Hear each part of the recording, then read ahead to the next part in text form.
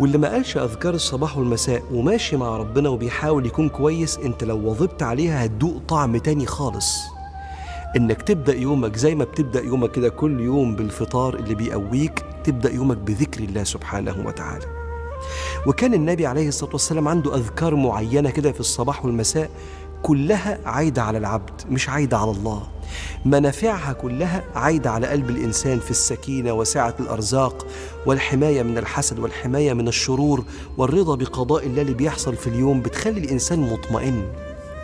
لدرجة أن سيدنا رسول الله عليه الصلاة والسلام كان بيقول: ما من عبد يقول في صباح كل يوم ومساء كل ليلة بسم الله الذي لا يضر مع اسمه شيء في الأرض ولا في السماء وهو السميع العليم 3 مرات. ذكر يتقال فعلا في 5 ثواني 3 مرات.